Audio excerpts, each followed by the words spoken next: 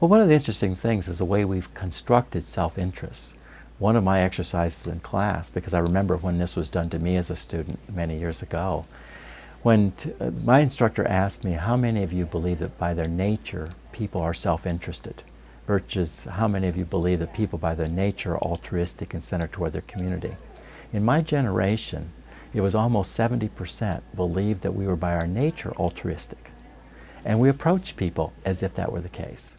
When I asked my class today, over 90% believe that we are self-interested. That's a social production. It's a social production done by certain groups of people in the interest of them. We have tremendous amount of research that indicates that students in economics, for an example, radically change their view of self-interest from the time they enter school to they leave it. They are being taught to be self-interested, that is their nature and their character, and that they have to treat other people as if they're that way. We treat other people as if they're altruistic, and surprisingly they are. We treat them as if they're self-interested, and they are. So I don't think our problem is a bigger one than just how do we get people over self-interest toward looking at larger communities good. It's a matter of how do we ever get to the place where we've convinced us as a people that this is the way we are, and that's the way they are, and that's how we have to act.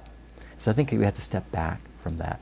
I don't find people by their nature to be self-interested. I find people around their own communities, around their families, to endlessly give. Nobody who is self-interested would ever have children.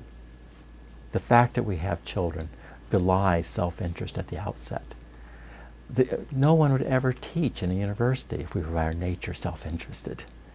In other words, all around us we have all the evidence in the world that we believe in things. We believe in our communities. We want to do things together.